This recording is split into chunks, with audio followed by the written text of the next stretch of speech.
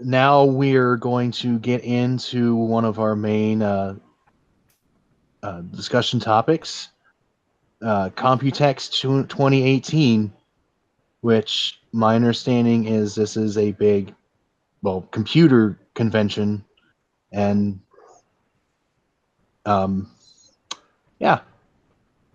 So I'm actually going to turn the floor over to Ned on this one. Let him take the lead because he is a lot better with computers than I am.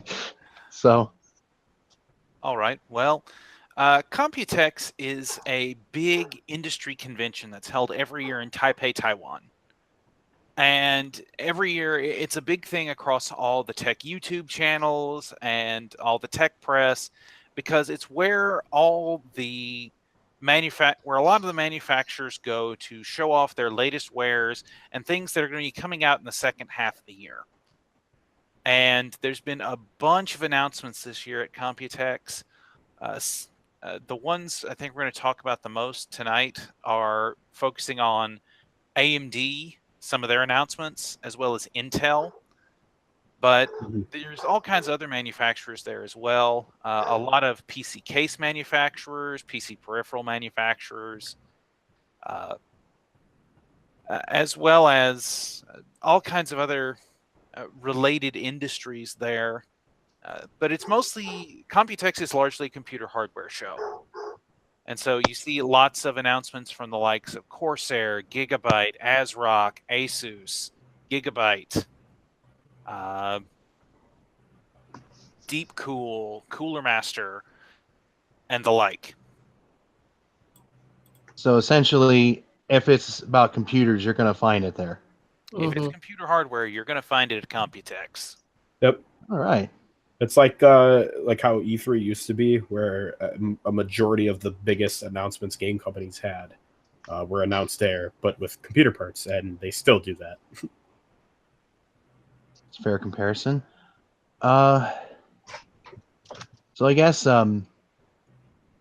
first item here is that AMD announces Ryzen Threadripper 2nd Gen with 32-core, 64-core CPU, which sounds incredibly powerful. I want it so bad, but I have no use for it at all.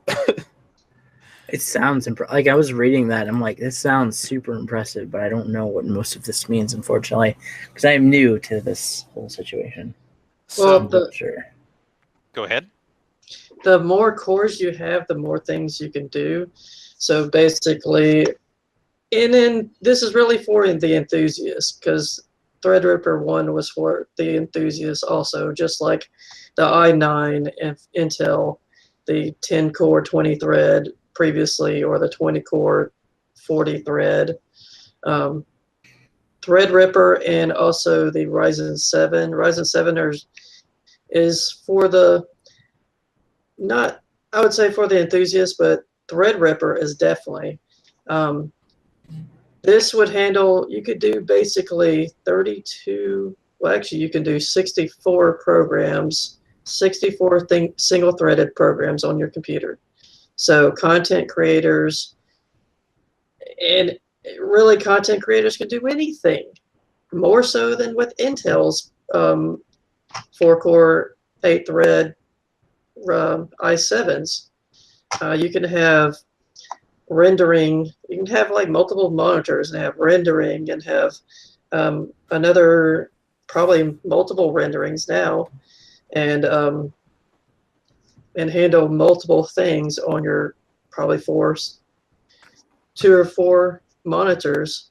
This can handle anything, but it's going to be really expensive. It's probably going to be, Threadripper was already like over $1,000. It was actually $1,000. So this will be more than that. But it's really just for the people who want to boast, I have more cores than you do. Okay. Right. Yeah. So one component costs more than my entire laptop that I'm on right now. Oh, yes, it will. Yeah. Does it have the price on there? I'm like looking for it. No. They've not revealed pricing yet for the Threadripper 2 SKUs. Okay. Yeah, there's a reason that AMD and Intel refer to this as their high-end desktop platforms, HEDT.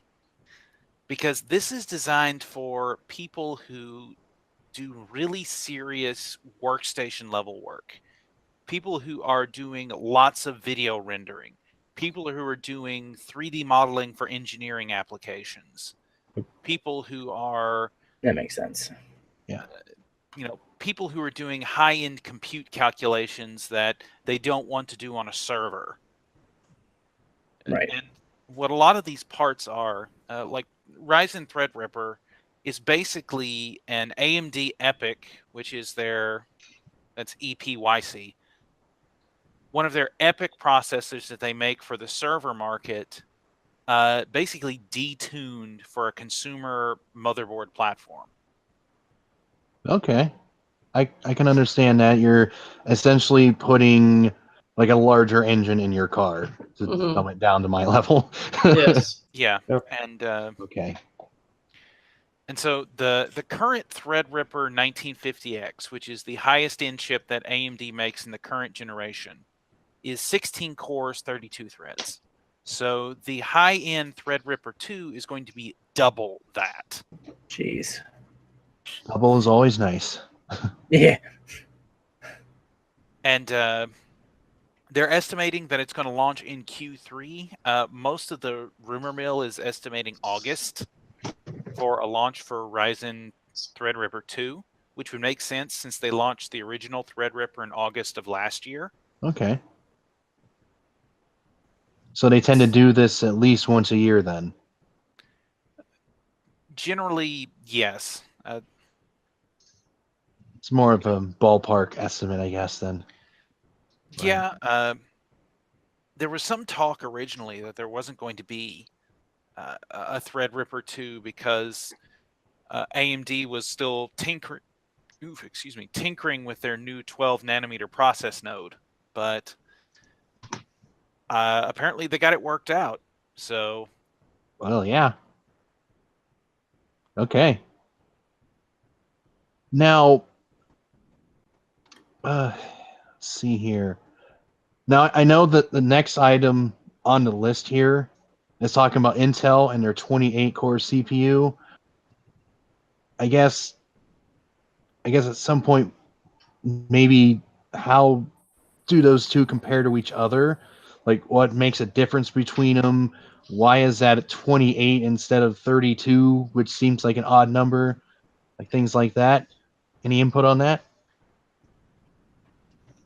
so there's a bit of a funny story with this.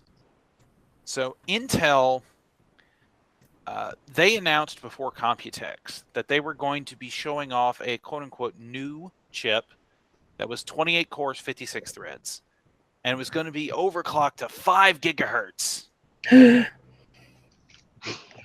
And they indeed did show that at the show. But it was found out after the fact that although this is going to be a new chip on a new platform, it's basically identical to an existing Intel Xeon chip, the 8176 Platinum. 28 cores, 56 threads, base clock of 2.7 gigahertz. Okay. To achieve the 5 gigahertz, what they had to do was strap a 1,000 watt heat dissipating phase change cooler to this thing that's capable of dispelling 1,000 watts of heat. That's a lot of Okay. heat. And they had to chill it to sub-ambient temperatures. They were running this thing at 10 degrees below ambient, which means Okay. that if your room was at 21 degrees Celsius, they were running it at 11. Okay, Oh. so it has to do with like the surrounding temperature. Mm-hmm. That's what you're saying about ambient. Okay. I'm following you. That's impressive. And so, Yeah. Like, they're saying this new high-end desktop processor, which is just a repackaged old processor, is supposed to come out in Q4 of 2018. And after the initial demonstrations, there were a couple of members of the tech press who really called out Intel about the fact that they were kind of misleading in the way they presented this entire thing. They Saying presented it so. like this was a new processor on a new architecture, and that it's going to run at this 5 gigahertz, as if this was going to be like all the time. Out of the box.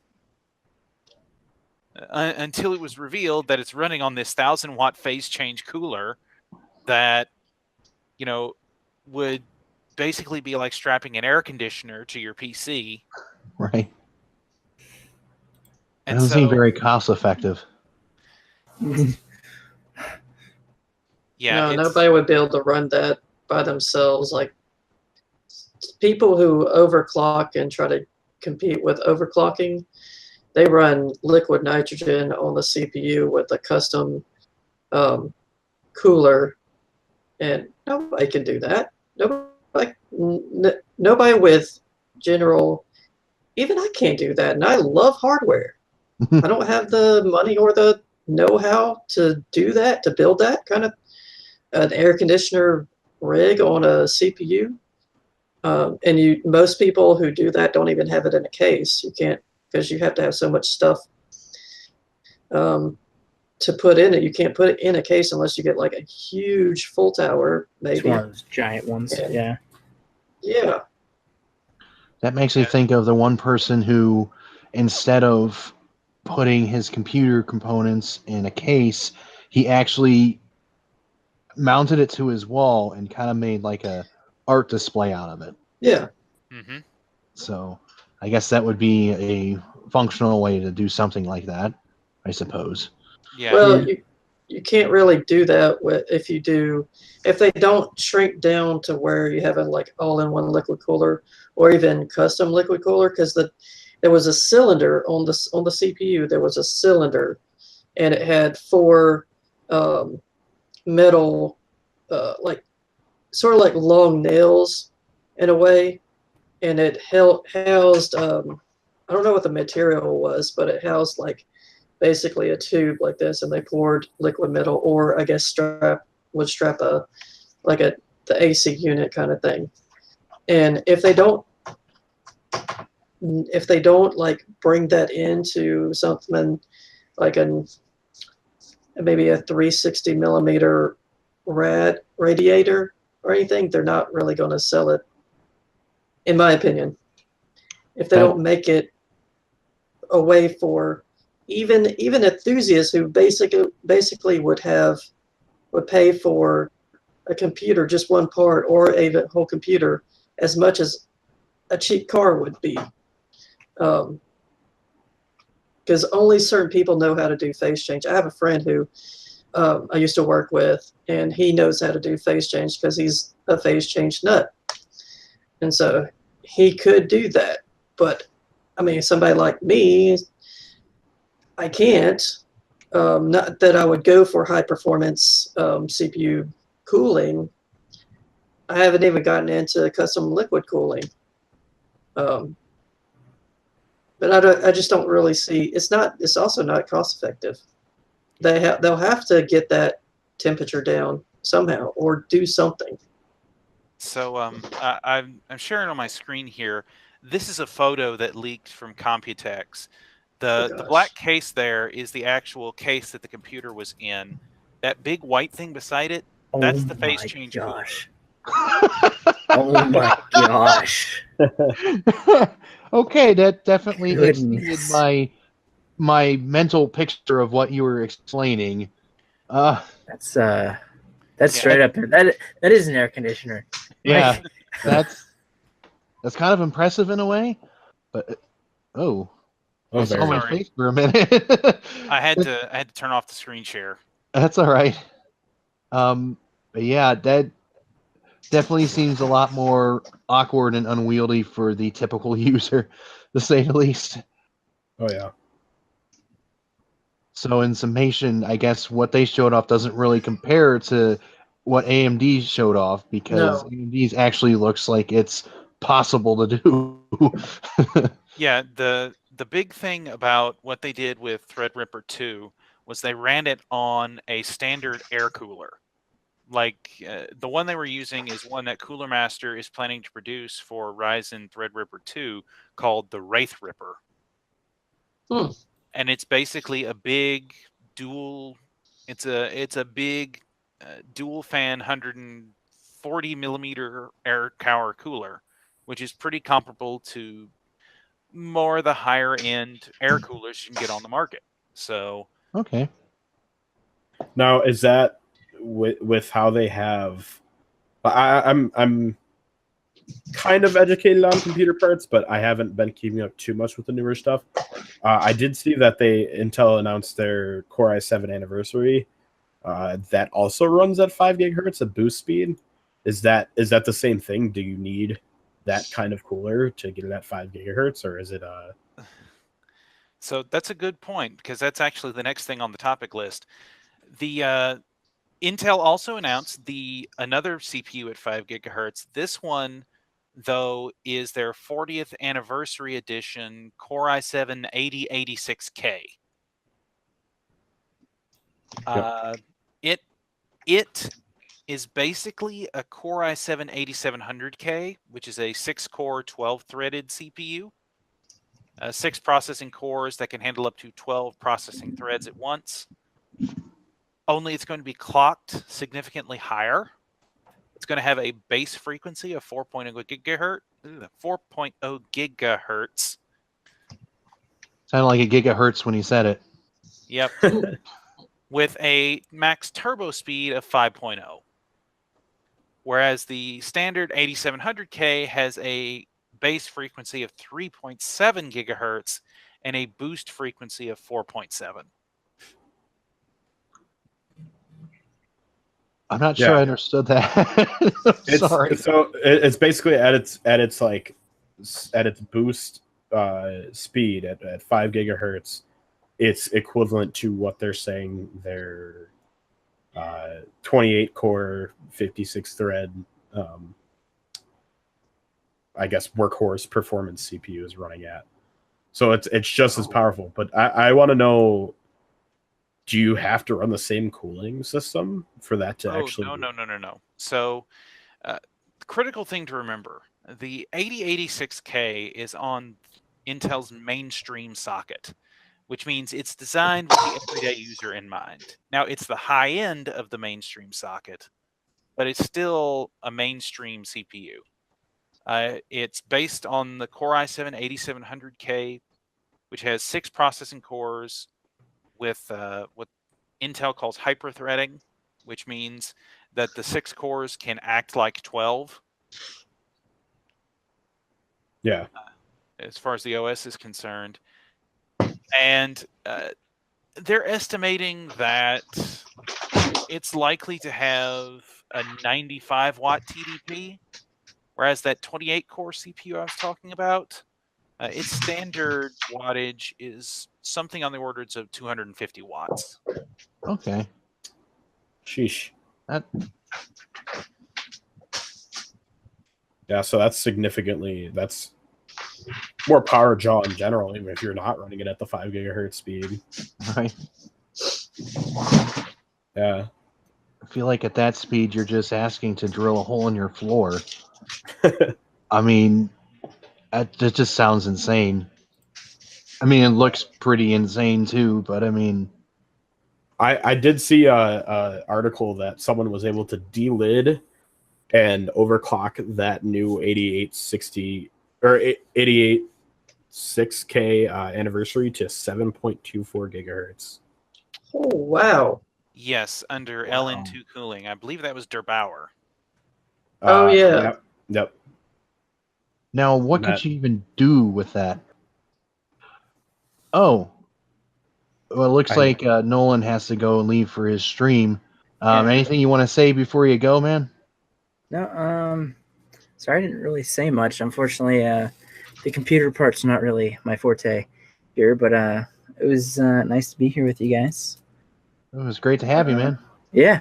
So I'm gonna get going, but have fun. Thanks, man. Kill things for us. Oh, for sure. All right. Bye, guys. Bye. Bye. Have a good one.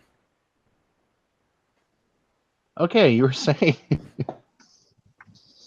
So yeah, the 8086K is being released by Intel for the 40th anniversary of the x86 CPU architecture. So basically, every processor that Intel has made, from the original 8086, which is where the new processor is getting its name from, to now has used what's called the x86 instruction set. And so this is significant because it means technically any program that you could have run on the original Intel 8086, because it uses the same instruction set as our current 2018 CPUs, would technically run on any of the CPUs currently in use from Intel. Okay. Because they're the same architecture, they use the same instruction set. Now, there's a few caveats, and I won't go overly technical about that, but suffice it to say, the 8086K is going to be a limited run CPU. They're only going to make, I think, 50,000 of them. Oof. Wow. And they seem like, I mean, I don't think there's official pricing, but it seems like it's going to be fairly priced considering the power. Like, yeah, since it's going to be basically a factory overclocked 8700K,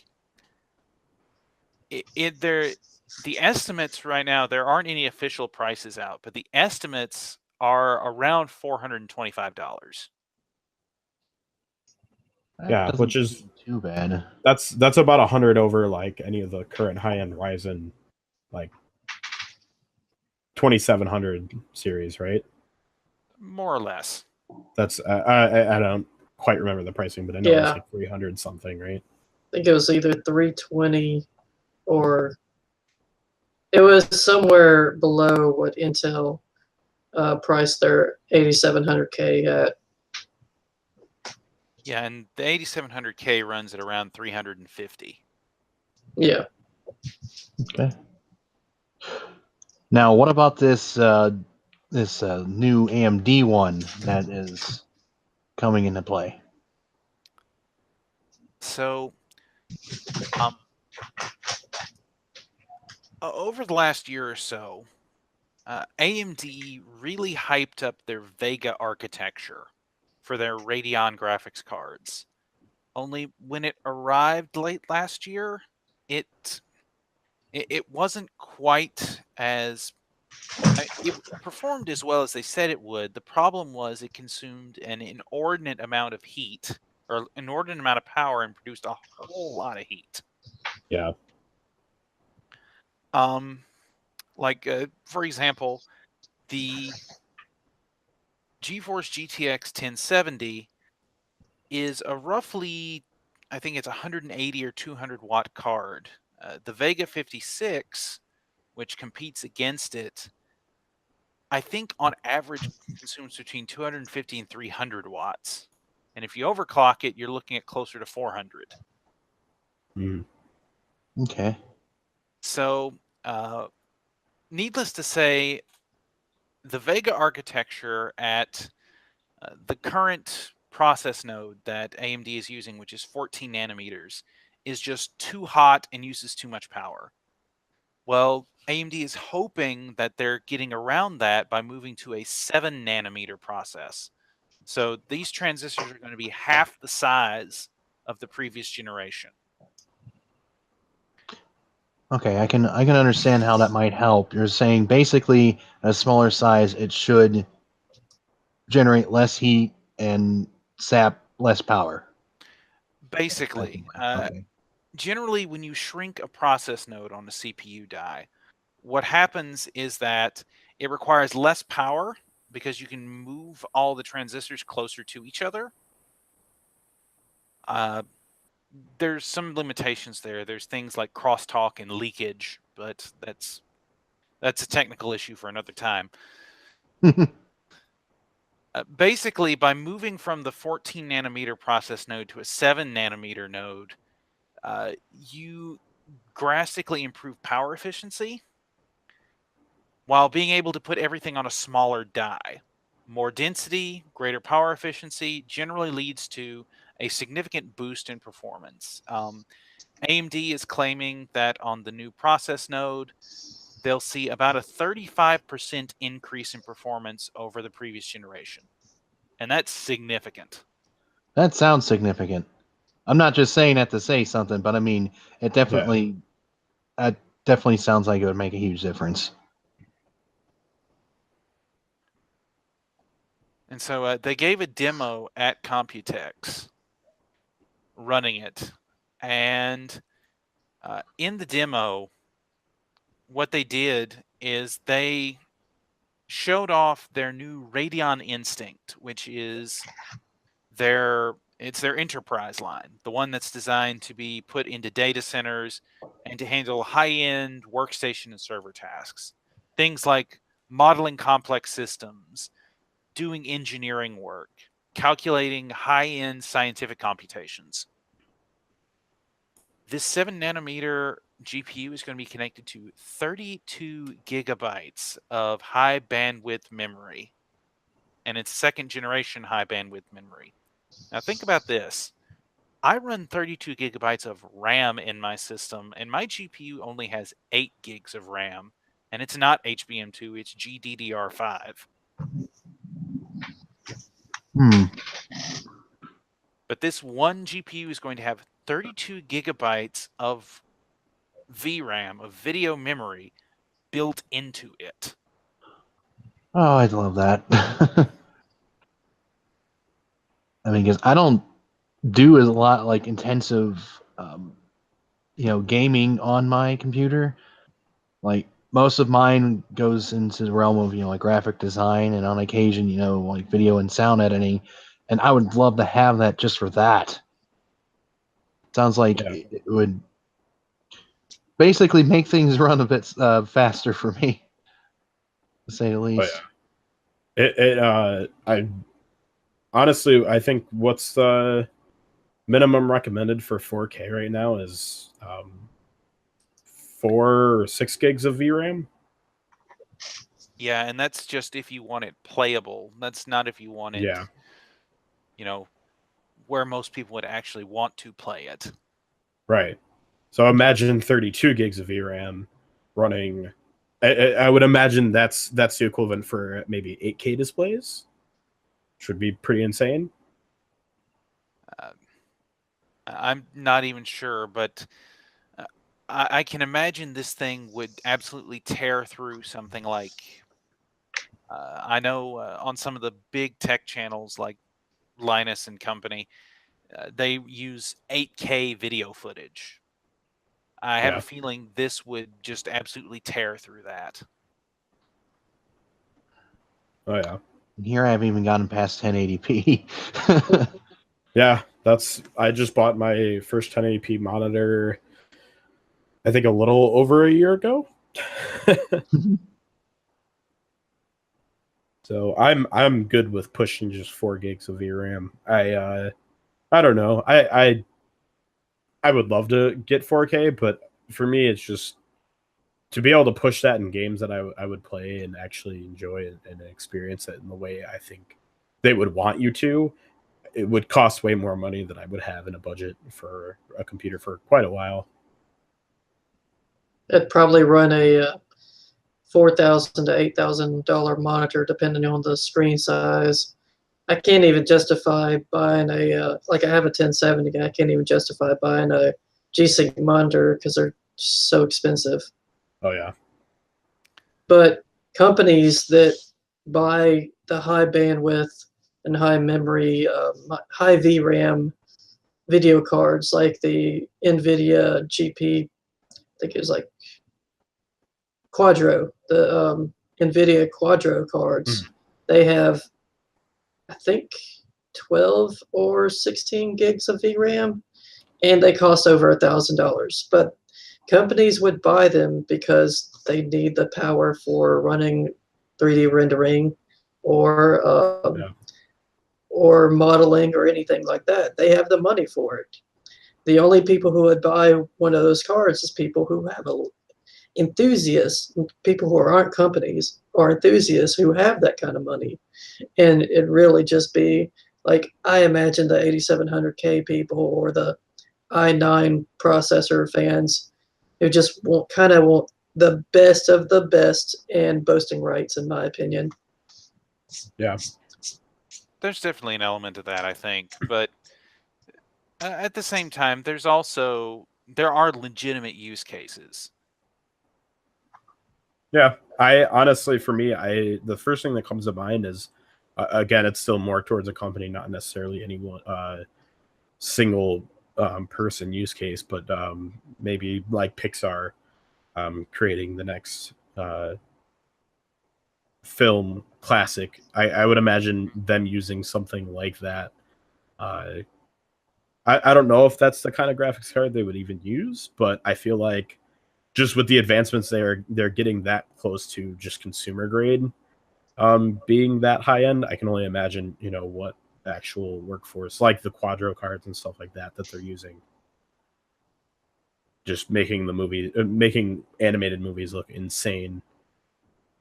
I know even DreamWorks with the How to Train Your Dragon 3, that movie looks really good, and it's not Pixar. It still looks really good though, so I can only imagine what a company like Pixar would be doing. Yeah, I saw a documentary a while back. It's been several years ago, but even then, they were using insanely high-end PCs for their rendering work and for basically everything they did. Yeah, it's just cool to see the technology advancing pretty fast too. When was the last I guess nanometer or nanum? Did I say that right? Nanometer upgrade. Mm-hmm. Was that that was only like a couple of years ago? Yeah. I'm trying to think.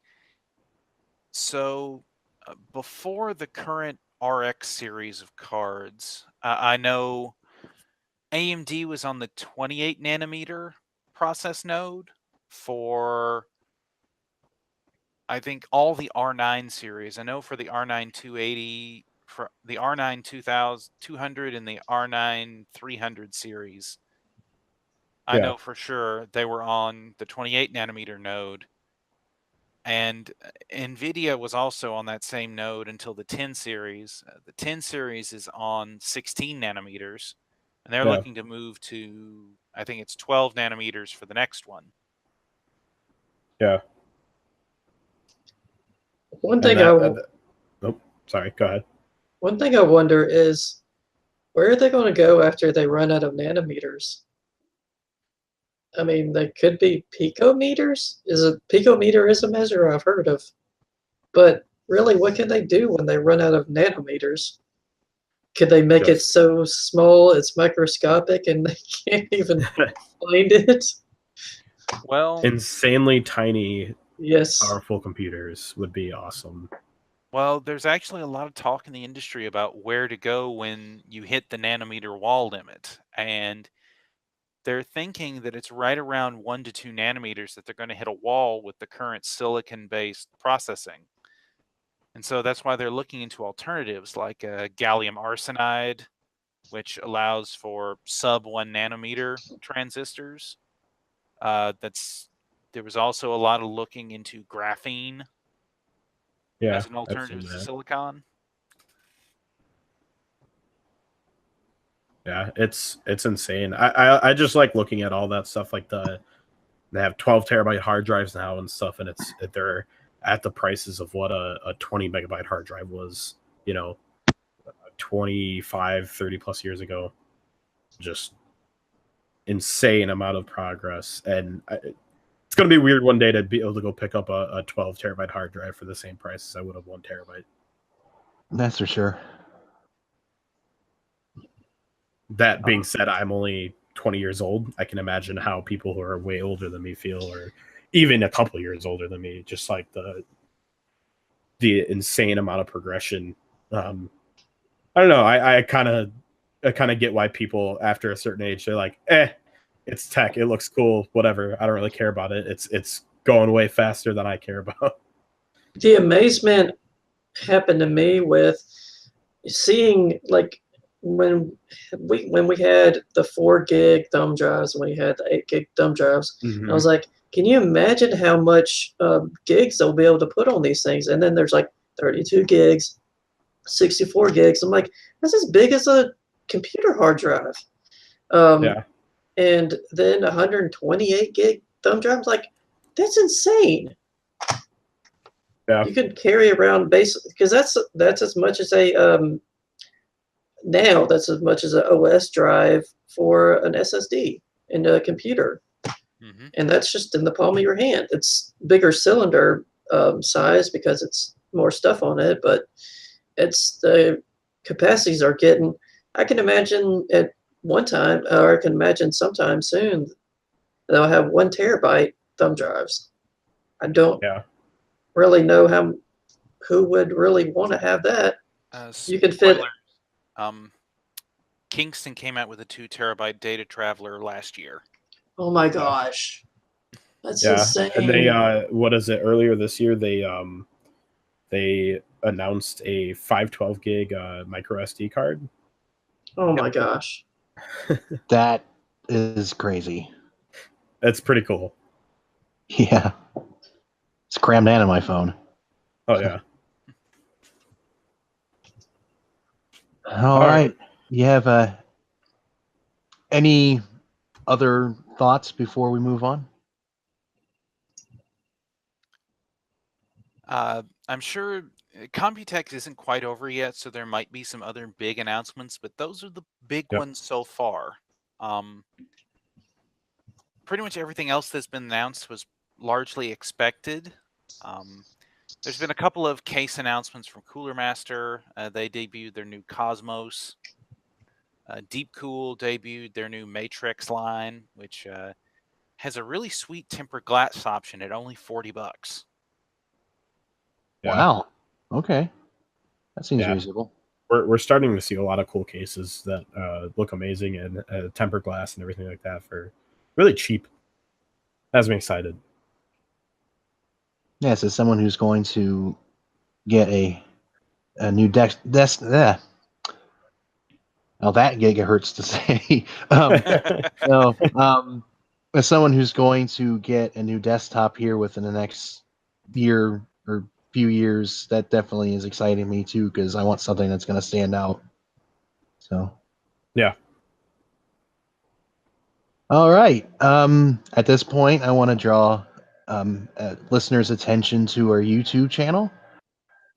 Chances are you are probably watching me say this on the YouTube channel where this podcast will eventually end up, or you're hearing about it on our Patreon where the audio version of this podcast will be. And it does not cost anything to listen to the audio version. It's just a convenient way for us to get the audio version out.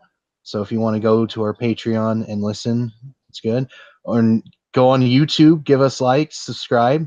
So we're planning to keep on releasing more videos like this and some other things like reviews. The links to both should be in the description of this. Well, of course, the YouTube one is this youtube.com/crossforgegaming. So check us out. I think you'll like what you see. All right.